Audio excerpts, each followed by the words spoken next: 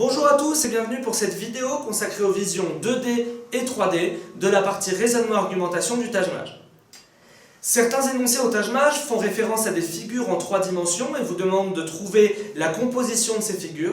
Nous vous conseillons de passer par le patron, qui est la représentation à plat d'une figure en 3 dimensions. La figure la plus utilisée par les concepteurs du Taj-Maj, c'est le cube. Et c'est d'ailleurs pour ça que l'exercice qu'on va faire dans un instant portera sur le cube.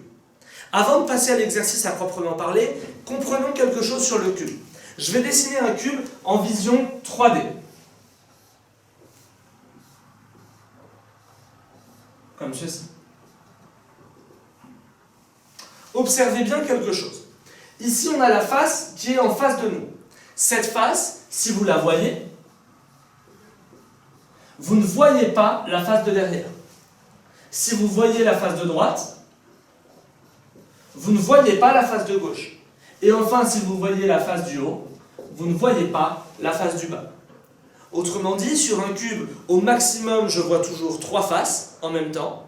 Et quand je vois une face, je suis dans l'impossibilité physique de voir la face qui est en face de celle que je vois. On va utiliser cela pour l'énoncé qui apparaît en bas de votre écran. 3 personnes sont face à un cube. Elles nous disent ce qu'elles voient. La première dit voir les faces vertes, rouges et noires. La deuxième, bleue, violette et noire. Et la troisième, mauve, noir et rouge. Quelle est la face en face de la face violette? Alors en fait, l'énoncé vous demande implicitement de constituer le cube dont on vous parle. On va passer par les patrons, comme je vous l'ai dit. Vous allez comprendre dans un instant pourquoi il y a 2 patrons. La première personne voit les faces vertes, rouges et bleues. La face verte, je la place où je veux sur mon patron.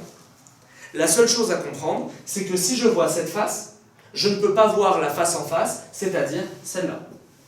En effet, celle-là, c'est le couvercle qui va venir recouvrir le cube, donc je ne peux pas voir la face d'en bas, conformément à ce que je vous ai dit tout à l'heure. Autrement dit, la face rouge, je la place où je veux, sauf sur la case condamnée. La face rouge, admettons que je la place ici. En plaçant la case rouge ici, je condamne une deuxième case, une deuxième face, qui est celle-là. Puisque, si je vois celle-là, je ne peux pas voir celle d'en face, c'est-à-dire celle-là. La face bleue, je la place où je veux, c'est-à-dire ici, à gauche ou à droite, mais dans aucun cas sur celle-là ou sur celle-là. Admettons que je la place à droite, cela n'a aucune importance. Pour la première personne, cela n'a aucune importance. Ici, vous allez recopier sur le patron de droite ce que vous venez de faire. Violet, rouge, bleu. Et on va exploiter les données de la deuxième personne. Vous allez comprendre pourquoi on le fait 2 fois. La deuxième personne, elle voit vert, rouge, bleu. La deuxième personne, elle voit bleu, violet et noir. Bleu, violet et noir, la case en commun, c'est le bleu. Autrement dit, je sais que si je vois le bleu, je ne peux pas voir la case qui est face au bleu, c'est-à-dire celle-ci. Autrement dit, la case violet-noir, ce sont forcément ces 2 cases-là. Ce que je ne sais pas, c'est si c'est noir-violet, et j'écris violet en entier pour ne pas confondre avec vert, faites attention, ou si c'est l'inverse, violet-noir.